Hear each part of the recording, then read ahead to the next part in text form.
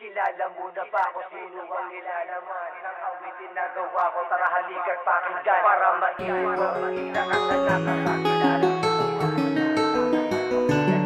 Halika dito kapatid, samahan mo kong balikan upang ibahagi mga nilalaman at kung ano ang buhay na pinagdaanan niya sa kabila ng mga hamon at pagsubok na sumukat para lang malagpasan din ng lahat. Kaya kung nais mong ito'y lubusang maintindihan, pakinggan ang awit na to, matukoy mo kung sino ang taong nasa likod nitong kwento buhat sa nakaraan na kahit maging ikaw mismo di na para balikan. Alam nyo ba, nung siya'y 14 na taon pa lamang, wala sa hustong edad at tila di sapat sa gaya niyang mamulat sa di inaasahang pagkakataon upang matutunan kung paano sa hirap makaahon at sarili maibangon na siya lamang mag-isa ang magbanat ng katawan ay halos ginawa niya na at kung paano dumiskarte mamuhay sa lansangan, magpulot ng kakainin upang gutom matawid lamang. Inakda ba yun ng Diyos o mali ang direksyon upang ibigay para sa tulad niya ang klase ng ganon ang nawali lang sa pamilya, pinugbog pa ng ama, kaya't hindi nyo masisisi ba't ganon na lamang siya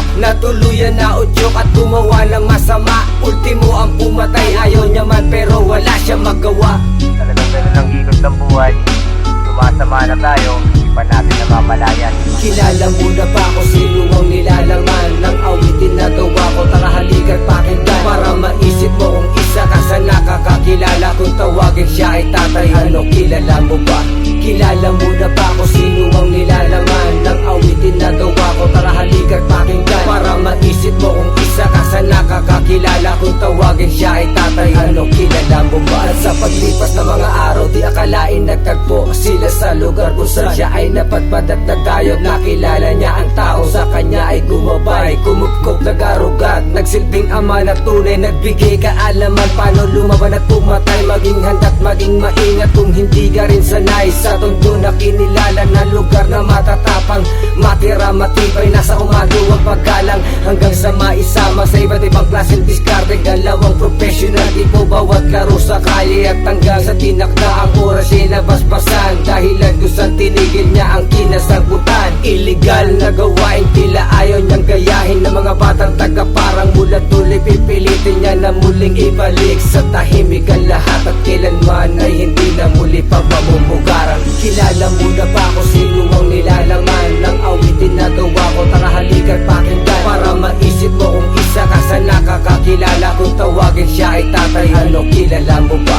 Kilala mo na ba kung sino ang nilalaman ng awitin na gawa ko? Tara halika't pakinggan para maisip mo kung isa ka sa nakakakilala. Kung tawagin siya ay tatay, ano kilala mo ba?